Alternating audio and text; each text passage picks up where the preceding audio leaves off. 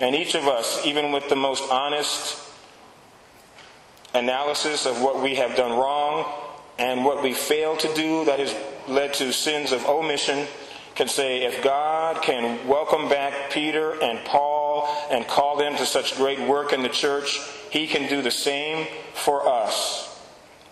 And so that can be a hopeful thing, that all of us are qualified to continue or to try to serve God and to give ourselves over to the work that the Lord would have us do in whatever circle of influence we move in. It can also be a bit of a challenge then, because we can't fall back on the excuse, well, I've been so sinful and I've done so many bad things, there's no possible way God could use me. I'm lucky enough to be able to come to the church building without being struck by lightning, you might think. But this call of Paul and Peter to rise from the tombs, in a sense, of their sin, and to become leaders in the work of the church, shows us that we too, each of us here, all of us, no matter how old or young, no matter how badly we may have acted in the past, or even our present and current struggles with sin, none of those disqualify us from being Jesus' co-workers here and now to advance God's will, to enrich our family of faith, to bring the justice and the integrity and the dignity and the humanity that God intends for all people to have.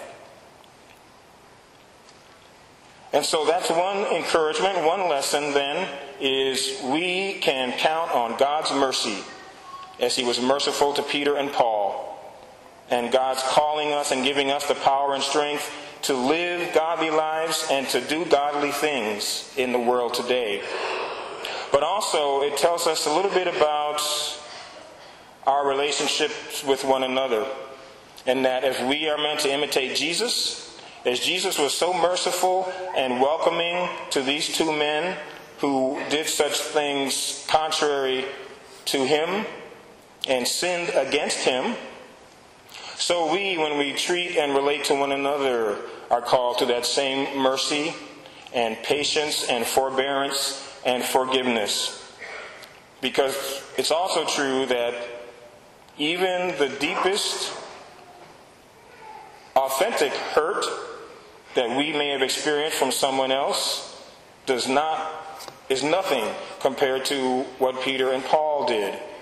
And so if Jesus can forgive them and call them back into service, into a loving relationship with Him, so we would be challenged and encouraged to have that same mercy to others who have harmed us or wronged us.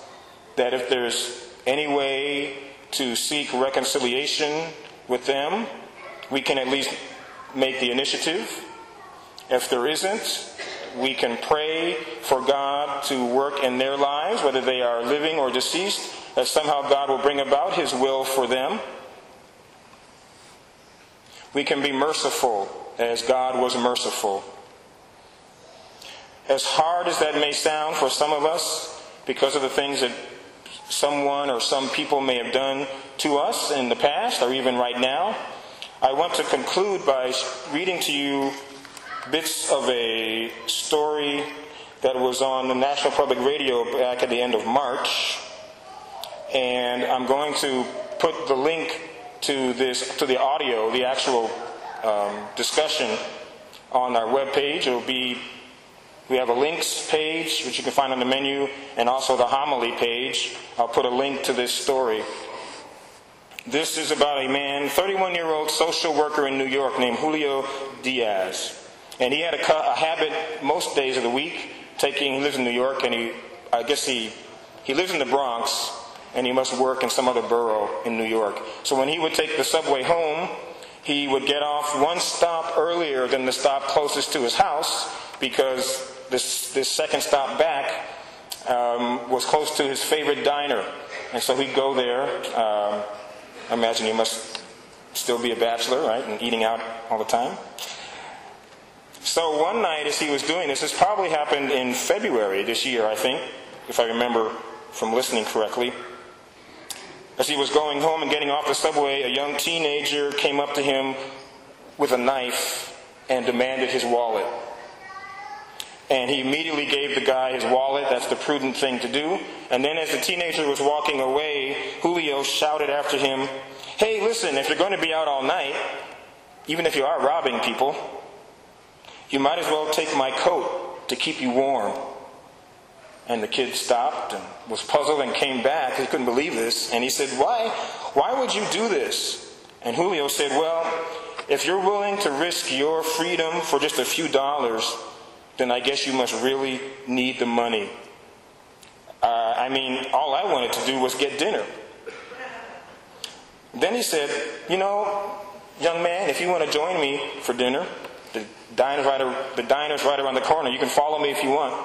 And the kid did. Went with him to the diner.